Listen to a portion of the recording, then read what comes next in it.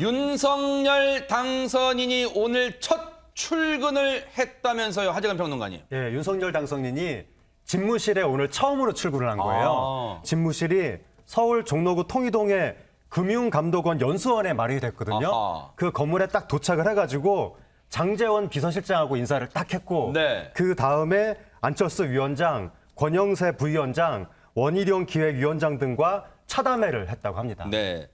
차기 이제 정부의 뭐 굵직굵직한 인물들이 다 나왔어요. 같이 모였습니다. 오늘 첫 출근한 윤석열 당선인 그리고 주요 인사들의 발언들 한번 쭉 들어보시고 이어가 보도록 하겠습니다.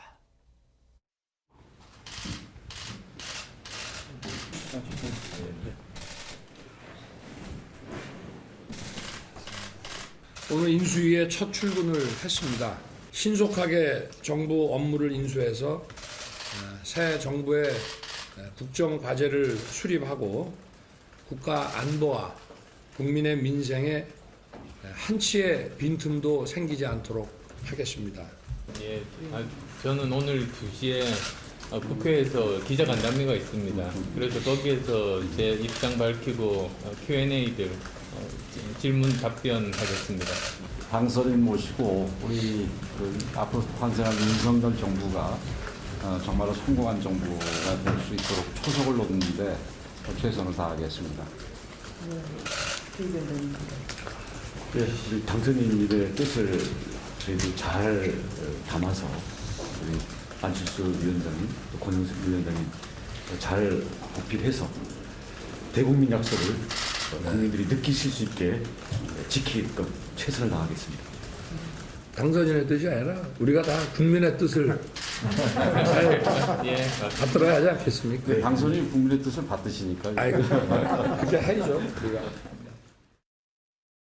네, 저렇게 모두 발언 뭐 화기애애했습니다만 최정하 기자님, 저 얘기만 하고 끝나진 않았을 거 아니에요? 네, 그렇습니다. 일단 모든 국정 업무는 국민 통합을 위한 것이다라고 강조하는 이야기가 있었고요. 이어서 지역 공약을 실천할 수 있도록 새 정부 국정 과제를 반영하겠다라는 이야기를 연이어 했습니다. 네. 무엇보다 이유가 더 중요한 것 같은데요. 네. 김한길 전 새정치민주연합 대표를 국민통합위원장에 그리고 김병준 전 국민의힘 상임선대위원장을 지역균형 발전특위위원장으로 임명을 했습니다. 네. 이것에 대해서는 김한길 대표는 세대 계층을 아우르고 또 국민 통합을 이루어낼 수 있는 분이다라고 이야기를 했고요. 또 네. 김병준 교수는 자치분권에 대한 오랜 경륜과 전문성을 바탕으로 새 정부 지역균형 발전에 큰 그림을 그려줄 것으로 기대를 한다라고 알렸습니다. 네. 우선 다들 알고 계시겠지만 김한길 전 대표 같은 경우에는 앞서 선대위와 이 별도 조직의 후보 직속의 새시대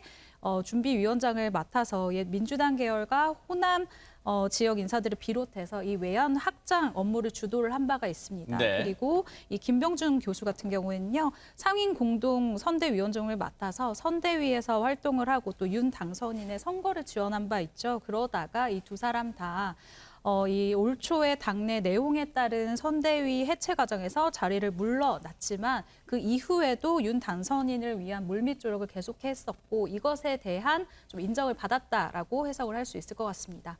네. 앞서 오늘 이 통이동 인수위 사무실 분위기 보면요.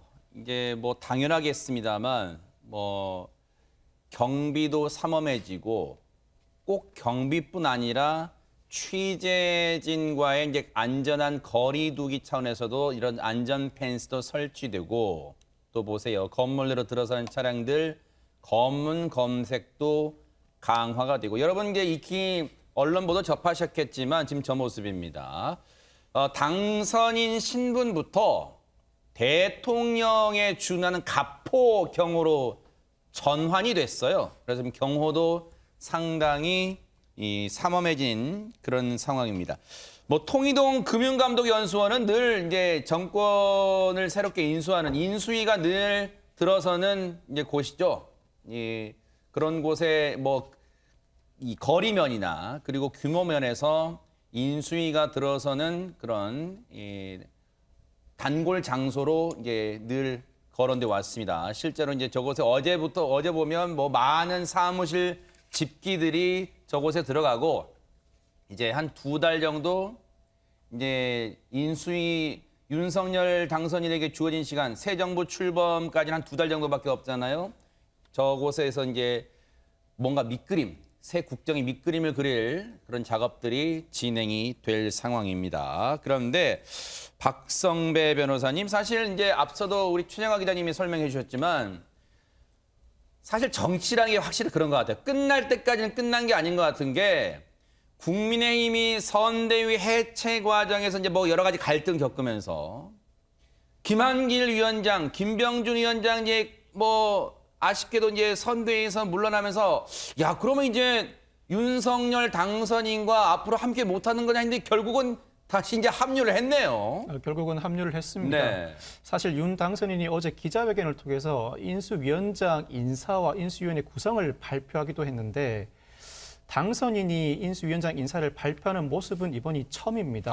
그 이전에는 당선인 대변인이 발표를 해왔었죠. 그랬었군요. 인수위원회, 앵커께서 말씀하셨던 인사를 포함해서 인수위원장, 부위원장, 기획위원회, 2개의 특별위원회, 그리고 외교안보, 경제 등 각 분야에 따른 7개 분과로 구성이 됩니다. 네. 이 조직은 24명의 인수위원이 채우게 되는데 국민의힘과 국민의당 인사, 각계각층의 전문가들로 채우게 되겠죠. 이들 인사도 이번 주 안에는 완료될 예정이라고 합니다. 네. 윤 당선인부터 속도감 있게 진행해야 한다고 의지를 표명하고 있고 윤 당선인 측은 이번 주 후반, 늦어도 다음 주 초까지는 인선을 마무리하고 인수위 공식 출범을 할 계획이라고 밝히고 있습니다. 앞서 인수위에 이제 보세요. 저 인수위 24명 이 핵심 인사들입니다. 이번 주 안에 완료가 될 거고 아마 주중에 발표되지 않을까. 왜냐하면 언론들이 금요일쯤에는 인수위가 정식 출범할 것 같다 하니까 주중에 아마 발표될 것 같다. 주중이면 뭐 수요일 정도 점치는 분들이 많아요. 지금 이 조직도를 보세요.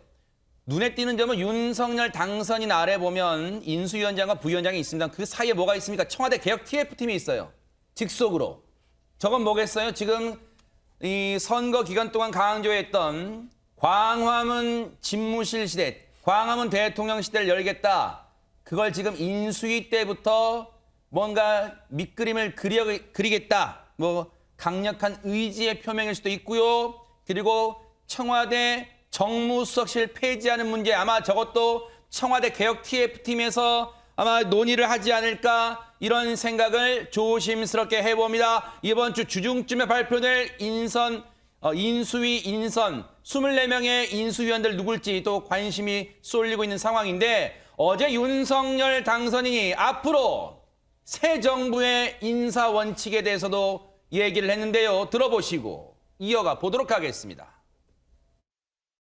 인수위 구성에서도 지역 안대나 여성 할당은 고려하지 않고 있다. 이 보도를 확인해 주실 수 있을까요?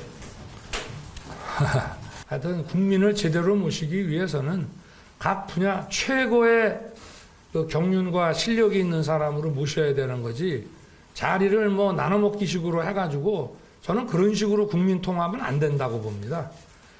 국민 통합은 실력 있는 사람들을 뽑아서 국민들 제대로 모시고, 그리고 또 각 지역이 균형 발전을 할 수 있도록 그 지역 발전의 그 기회를 공정하게 부여하고, 이것이 더 우선이고, 그걸 우선으로 해가지고 하는 그런 국민 통합은 저는 그건 국가 발전에 도움이 안 된다고 생각하고. 시청자 여러분이 들으시기에 구구절절 맞는 말씀일 겁니다. 하지만 권상희 평론가님, 돌이켜보면 역대 여느 대통령 다 저런 생각을 가지고 있었을 거예요. 중요한 건 실천일 것 같습니다. 네, 그렇습니다. 사실 국민 통합을 얘기하지 않았던 역대 대통령이 없었어요. 다들 언급을 했었고 그 중요성에 대해서 다들 강조를 했지만 이걸 제대로 실천에 옮긴 대통령은 없었던 것으로 제가 기억을 합니다. 특히나 지금 우리나라 같은 경우는 정치적으로 양극화되어 있죠. 정치적 후진성을 면치 못하고 있는 상황이기 때문에 윤석열 당선인이 더더군다나 지금 국민 통합을 강조한 게 아닐까 싶은데, 일단 인사의 원칙이 있어요. 실무형 인재를 중용하겠다는 게 윤석열 당선인의 이 인사 원칙입니다. 네. 이벤트성 깜짝 인사, 이 사람이야? 이런 인사 배제한다고 하고요. 그리고 나이 불문하고 능력 위주, 전문성 위주로 등용을 하겠다는 게 지금 윤석열 당선인의 인사 원칙이라고 볼 수 있습니다. 네. 그리고 무엇보다도 성과주의를 강조하고 있어요. 이건 뭐 전문성 그리고 실력과도 연관되어 있는 그런 부분이라고 할 수 있죠. 일단 검찰 시절 뭐 말씀을 안 드릴 수가 없는데 사실 검찰 하면 연수원 기수라든지 서열이 상당히 중요한 조직이잖아요. 네. 그런데 이때도 수사 경력이나 성과 위주로 인사를 했다고 합니다. 그러니까 워낙 뭐 서열이나 이런 것들을 따지지 않다 보니까 성과 위주, 실력 위주로만 인사를 하다 보니 뭐 윤석열 사단이란 네. 말도 나왔다고 합니다. 그런 스타일을 그대로 유지한다면 뭐 성과주의에 기반한 인사 원칙 지켜나갈 것으로 보여지고요. 그리고 또 한 가지는 지금 사실 윤석열 당선인이 받은 득표율과 관계돼 있습니다. 민주당이야 당연히 감시와 견제를 하겠지만 국민들 역시 감시와 견제를 하겠다는 득표율이거든요. 그렇기 때문에 이를 뭐 고민하지 않을 수가 없는 것이 윤석열 당선인의 입장이라고 생각되고요. 네. 그 가장 첫 번째는 과연 어떤 사람들을 등용시킬 것인가. 국민들이 당연히 관심을 가지고 지켜볼 수밖에 없기 때문에 저는 이 원칙은 반드시 지켜져야 된다고 생각하고요. 네. 지킬 것이라고 믿겠습니다. 네. 윤석열 당선인 이제 주말을 거치고 오늘 이제 인수위 사무실에 첫 출근했잖아요. 앞서 말씀드린 것처럼. 근데 어제 뭐 여러 사람과 통화를 나눴겠는데 하재근 평론가님, 근데 이분과의 통화가 뭔가 좀 의미를 가질 것 같아요. 권양숙 여사하고 통화를 했거든요. 아하. 어제가 아니라 선거일 다음 날에 다음 통화를 한 날요, 거예요. 네. 그러니까 선거일 다음 날 새벽에 당선이 확정되고 나서 네. 그날 정오에 권양숙 여사가 축하난을 보낸 거예요. 10일 날, 네. 그 난을 받고 나서 오후에 바로 윤석열 당선인이 그 감사하다고 전화를 한 거거든요. 아하. 전화를 했을 때 그게 뒤늦게 알려줬군요, 네. 권양숙 여사가 국민들을 어우르고 어려운 시기에 소외되고 힘든 분들을 보살펴달라 아하. 이렇게 이야기를 했다고 하는데 네. 여기 어떤 뭐 정치적인 메시지가 있는 건 아니고 그냥 통상적인 차원의 덕담을 했다 네. 이렇게 알려지고 있습니다. 그러니까요. 그리고 사실 진영면으로 보면 윤석열 당선인과 반대 진영에 계신 분이라고 할 수 있잖아요. 그런데도 축하난 보내고 덕담도 건넸습니다. 권양숙 여사가 소외된 분들을 꼭 돌봐달라 이런 당부도 했는데 사실 기억을 곰곰이 더듬어 보면요. 윤석열 당선인이 대선 기간 동안 고 노무현 전 대통령 발언을 여러 차례 언급한 바가 있습니다. 관련 내용 들어보시고 이어가 보도록 하겠습니다. 또 노무현 대통령께서는 특히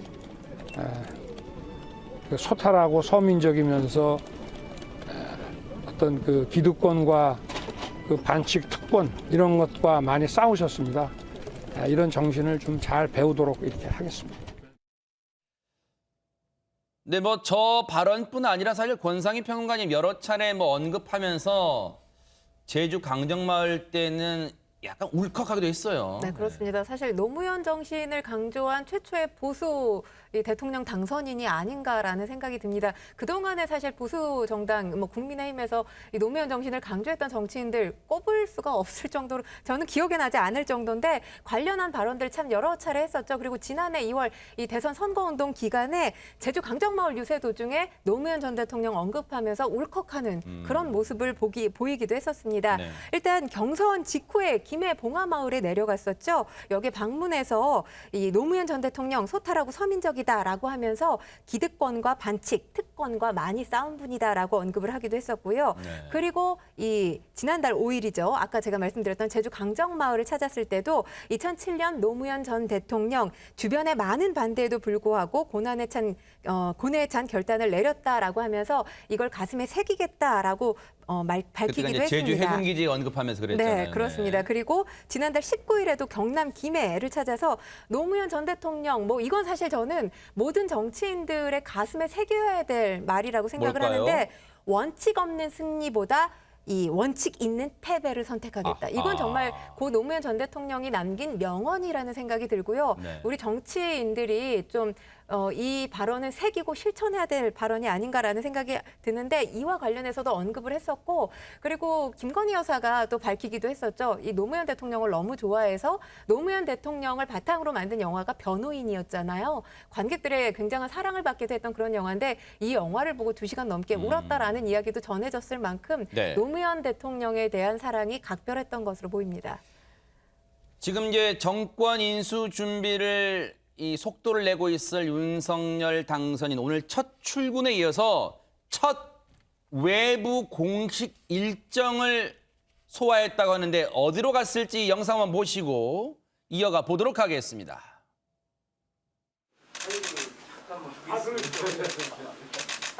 그 약속을 지키시려고 이렇게 첫 일정으로 제 시장 방문해 주신 거 정말 감사드립니다.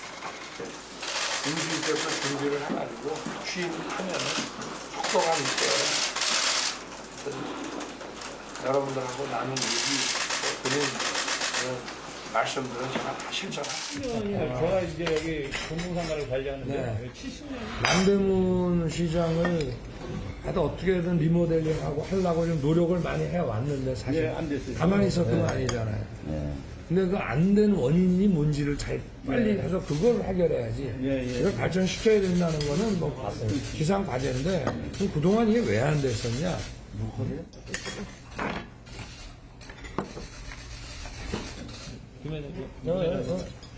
여기다가 간장에 찍어 드세요.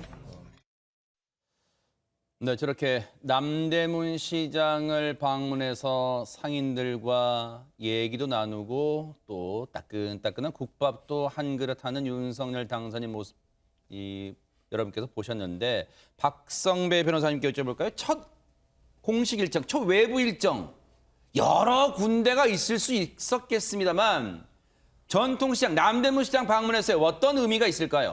보신 것처럼 윤 당선인 인수위 첫 출근 날인 오늘 첫 외부 일정으로 남대문 시장을 찾았습니다. 그동안 코로나19 장기화로 경제적 피해를 크게 입은 소상공인들의 어려움을 직접 병청하고 선거 운동 기간 중 소상공인 관련 공약을 한 바가 있는데 이 공약을 반드시 실천하겠다는 의지를 표명한 셈이라고 볼 수 있습니다. 네. 그 의미를 담고 있는 첫 공식 일정 횡보입니다. 윤 당선인 당초에는 시장 구석구석을 돌아다니면서 소상공인들을 만날 예정이었지만 이 경호 문제 등을 고려해 시장 상인회와 간담회를 하는 형태로 그 형태가 바뀌었습니다. 그렇지만 윤 당선인 간담회를 마치고 밖으로 나오자 많은 시민들이 몰려 시장이 북새통을 이뤘고 시민들과 사진을 찍거나 주먹 인사를 나누는 모습을 보여줬습니다. 네. 저렇게 또 이제 많은 상인분들과 또 사실 전통시장 방문할 거를 모르셨을 거예요. 일반 시민분들, 장 보러 가셨던 분들은. 아이고, 오신 김에 이제 대통령 당선인도 보고 저게 축하 꽃다발도 받고 앞서 보신 것처럼 상인분들과 국밥도 한 그릇 하고 이렇게 또 현안 고충도 듣고 하는 시간을 가졌습니다. 자, 그런데 최정아 기자님, 사실 이제 당선인 앞에는 저렇게 꿀맛 같은 그런 시간만 있는 게 아닐 거예요. 앞으로 이제 2달 뒤에 5월 10일 날 취임하게 되면 대한민국 호를 어떻게 이끌어갈까 지금 머릿속이 복잡해질 텐데 그러다 보니까 엊그제 주말이 참 윤석열 당선인으로서는 진짜 마지막으로 즐길 수 있는 여유로운 시간이었을 것 같기도 해요. 네, 그렇습니다. 거의 꿀 같은 마지막 휴식이다라고 생각이 들기도 하는데요. 네. 윤 당선인은 기자회견을 끝나고 나서 자택으로 이동을 한 바 있습니다. 이후에 반려견 토리와 함께 인근 한강공원을 찾아서 산책을 했습니다. 지금 사진이 나오고 있는데요. 네. 윤 당선인 측은 늘 국민의 곁에서 함께 하고자 한다라는 이 당선인의 철학에 따라서 이날도 업무를 마친 후에 반려견과 함께 근처를 산책하는 모습을 보여줬다라고 합니다. 네. 이날 산책을 함께한 이 하얀색 강아지, 이 토리 같은 경우에는요, 윤 당선인이 2012년도에 유기견 보호단체에서 소개를 받아서 입양을 한 강아지라고 해요. 네.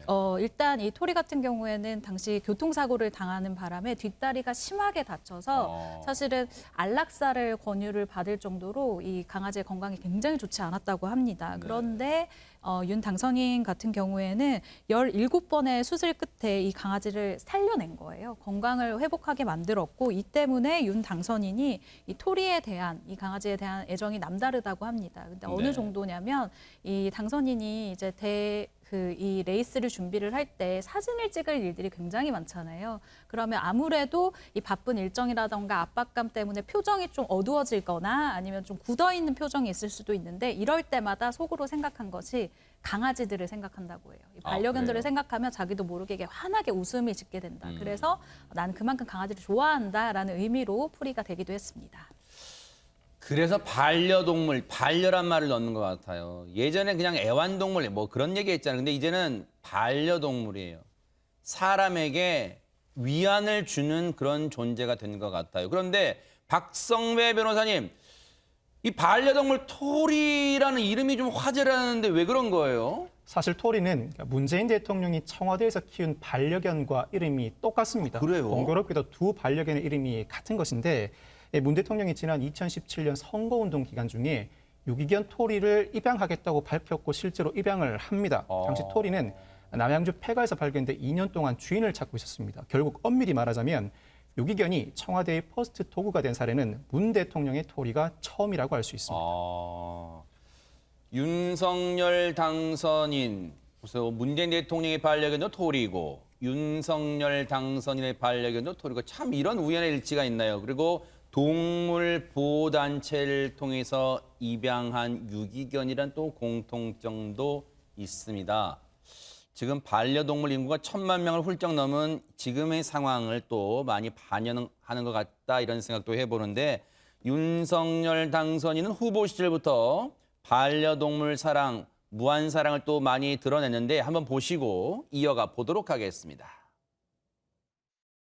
저는 우리 강아지들 아니었으면은 지난 한 10년 가까운 세월을 내가 얘들 아니면 어떻게 내가 이렇게 잘 버텨왔겠나 싶을 정도로 제가 퇴근해서 집에 들어가잖아요. 3마리가 나한테 달려올 때 서로 아이스하키 선수처럼 이렇게 친해서 이러면서 저희도 마찬가지예요. 자기가 먼저 저희는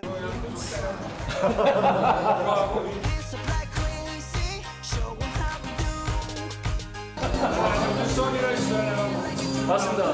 네. 소리 내셔도 됩니다.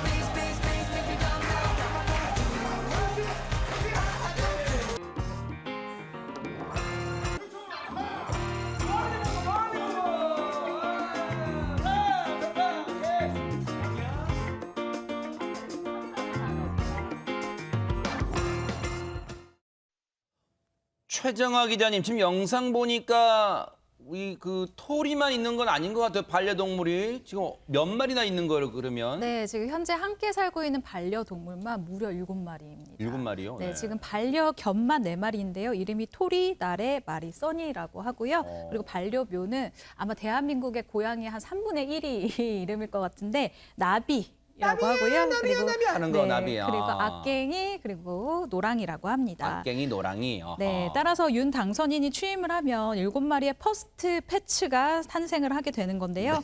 윤 당선인 페이스북 소개란에는 이 동물 사랑이 고스란히 나타나 있습니다. 네. 토리 아빠 나비 집사라는 이 소개명 때문인데요. 윤 당선인은 이 후보 시절에 유튜브 채널 성렬이 형네 밥집 방송에서 우리 강아지들 아니었으면 아까 방송에서도 잠시 보셨지만 10년 가까운 세월을 어떻게 버텨왔나 싶다라고 할 정도로 애정을 드러냈고요.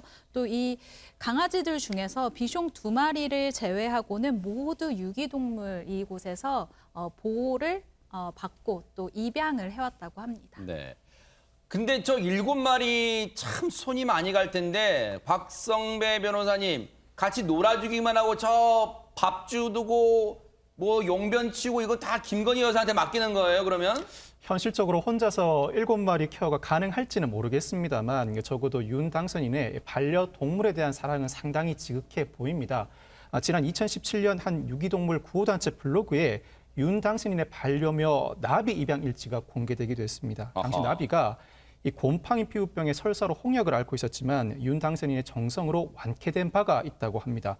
또 유기견 토리도 교통사고로 안락사를 권유받기도 했지만 17차례 수술을 시키는 등 윤 당선인의 정성으로 건강을 회복하기도 했다고 합니다. 네. 그러면 혹시 이제 저 7마리의 반려동물요. 혹시 권상희 평론가님, 5월 10일 날 윤석열 그때 이제 대통령 되게 취임하겠습니다만 그러면은 저 7마리는 그냥 두고 가는 거예요? 집에? 원래대로라면 청와대 입성을 하게 되면 청와대 함께 가겠죠. 아. 그런데 지금 윤석열 당선인이 계속해서 언급을 한 것이 광화문 대통령 시대를 열겠다라고 언급을 했기 때문에 네. 청와대로 만약에 윤석열 당선인과 김건희 여사가 들어가지 않게 된다면 아마도 이 7명의 이 반려동물들도 7마리. 그렇죠. 7마리. 7마리의 가르쳐랍네. 7명. 7마리의 네네. 반려동물들도 청와대가 아닌 하지만 뭐 윤석열 당선인과 김건희 여사와 함께하는 건 변함이 없을 텐데 일단 지금 뭐 이 페펜족이라고 하잖아요. 하나의 트렌드가 됐습니다. 1,500만 명이나 됐는데 그와 관련해서 여러 가지 공약들을 제시했고 공약집을 냈어요. 뭐 관련해서 잠깐 말씀을 드리면 이 반려동물 스트레스가 많을 수도 있기 때문에 뭐 쉼터를 확대하겠다라는 공약도 있었고요. 또 동물 학대 예방하고 처벌하는 것 강화시키겠다. 반려동물 관련해서 전담기구도 신설을 하겠다라고 공약을 한 만큼 아마도 다른 국민들은 몰라도 특히나 이 페펜족 1,500만 명은 이 공약이 잘 네. 실현이 될지 지켜보지 않을까 싶습니다. 그러네요. 윤석열 당선인이 토리를 데리고 한강변 거닐던 사진 좀 띄워주세요. 참 저 사진 보면서 반려동물을 키우든 또는 반려동물 인구가 아니든 글쎄요 그런 생각을 시청자분들은 하실 거예요. 꼭 지금은 이제 당선인 신분이고 저 모습은 연출됐든 연출된 거잖아요. 어쨌든 국민의힘이 제공한 거니까. 그런데 대통령이 돼서도 가끔 주말에 토리 데리고 또는 다른 반려동물 데리고 광화문 인근이든 청와대 인근이든 어디 인근이든 시민들과 같이 부대 끼고 자연스럽게 토리 데리고 나가면 다른 반려동물 데리고 나온 시민분들 있을 거예요. 아이고 거기 반려동물 이름은 뭐예요? 같이 어우러지는 친근한 대통령, 그런 대통령이 좀 되면 어떨까 하는 생각도 감히 해봅니다. 그게 우리 국민이 바라는 대통령상 아닐까 그런 생각도 해봐요. 멀리 먼 존재감 있는 그런 대통령 말고요.